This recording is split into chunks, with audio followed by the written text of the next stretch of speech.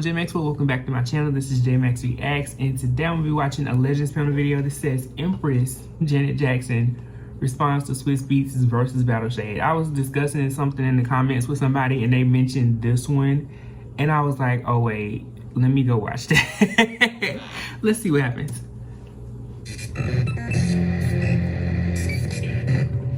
Every time I hear that, I think of MTV back in the day. And I'm like, bitch, these are just jokes. I miss Get it. your life. Said Janet and Missy.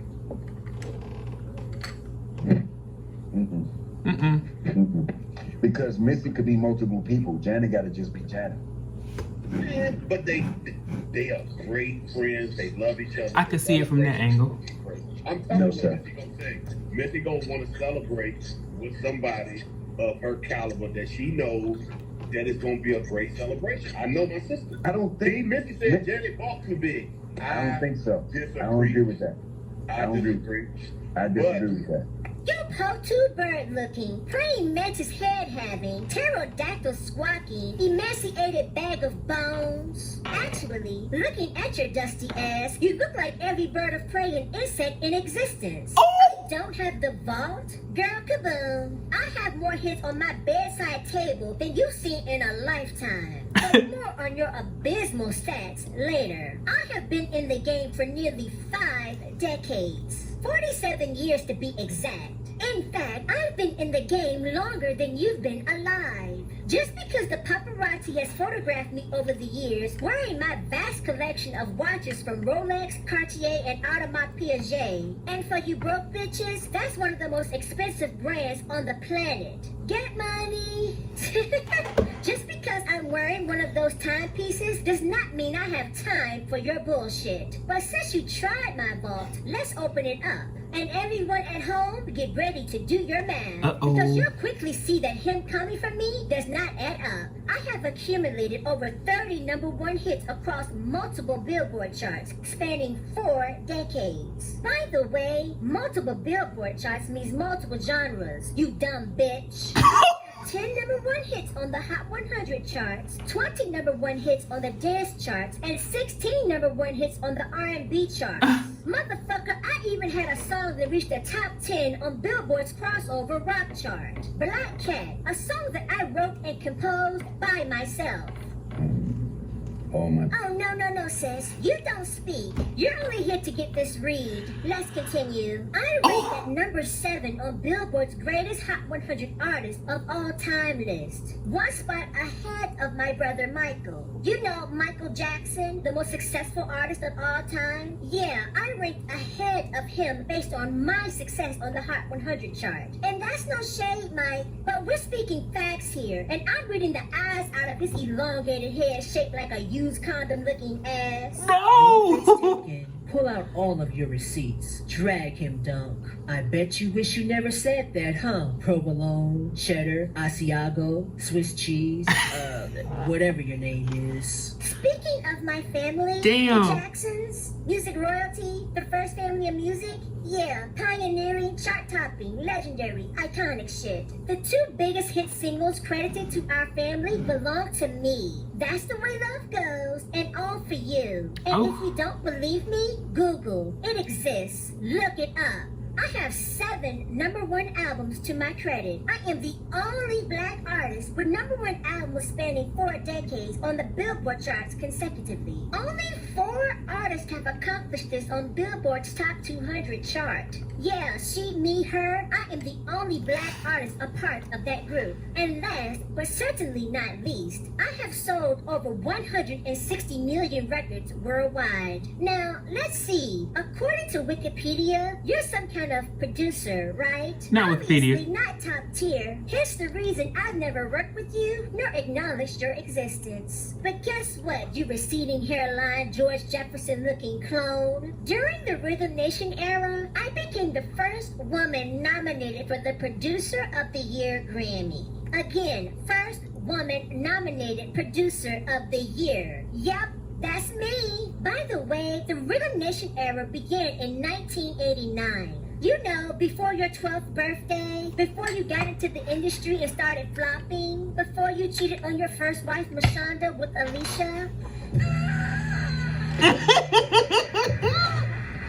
But I digress. The suggestion for Missy and I to do a versus battle was made because we're actually friends. That now 2-decade friendship is why the suggestion was made. Period. It had nothing to do with whether or not we would be a good match musically. My good sis, Missy Elliott, is a legendary writer, producer, and rapper. We know her catalog of hits span beyond her personal iconic discography. She has scored countless bona fide hits for the artists that she's written and produced for. Thank you. Meanwhile, you only have one #1 hit to your credit on the Hot 100 as a writer/producer. Check on it with my good sis Beelzebub. And we all know that she probably did the majority of the writing on that song. Then again, never mind. I knew it. Now, to be fair, I must acknowledge that you have had a few #1 singles on Billboard's rap chart as a writer/producer. But unfortunately, most of those singles didn't even crack the top 25 of the Hot 100 chart.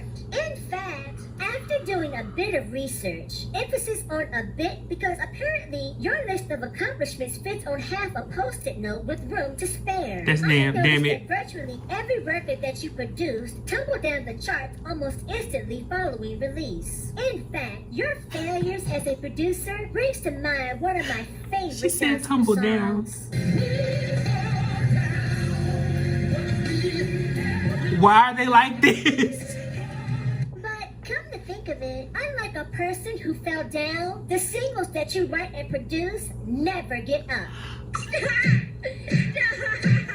He's already dead. Now, I realize that you've been surviving off of Alicia's royalties and beats that you made for $50 a pop for SoundCloud rappers. But don't let the surprise success of Versus have you out here speaking reckless. I am forever that bitch, aka the Blueprint. And that's on the only person who could ever battle Janet Jackson is Demita Joe. Meaning I don't battle anyone because I run this shit. And I thank you.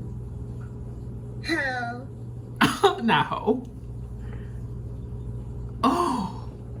My shade for you, unrelenting rings and drags. Or snatch your scalp, you leave you with his hairs as they say that you can catch these hands and you will be mine. No. Snatched and hold my shape for you. I can't believe you tried to come for me. I'm this, I'm that you. And what I'm gonna do is snatch you off. Snatch! Gonna snatch you. Gonna snatch you. Gonna snatch you. Scalp you. Gonna scalp you.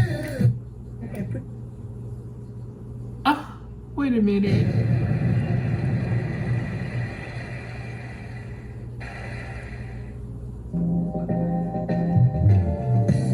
Hello everyone. Thank you for watching part 1 of the Legends Panel reunion special. We appreciate the Oh, continued okay. love. It's just something different. What the hell?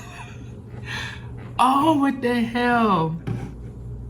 Okay, when I never knew Swizz made any kind of comment like that, just, you know, thankfully that wasn't something social media picked up and made a huge thing, because who knows what kind of fuckery would have went down behind that. But realistically, at first I was like, no, Tim, that don't work. But then looking at the friendship, it does make sense, because how many of us thought Eve versus Trina was a fair one, but they're good friends, so it made sense to just kind of come together and celebrate each other.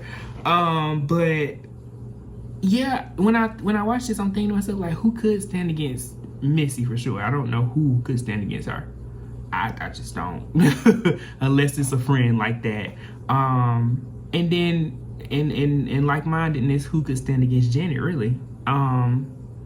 I feel like in the comments, y'all probably gonna tell me who, and I'm gonna be like, yeah, you're right, but I can't think of it right now. In my own opinion, it would make sense for them to just have a little fun moment as friends instead of competing. Cause yeah, that's a tough one. Those are two tough ones, which probably is why it makes sense that we haven't seen one from either. But yeah, this was funny. Shout out to the suggestions that y'all have been leaving. Make sure y'all leave some more. Yeah. Comment, like, subscribe. Until next time. Peace.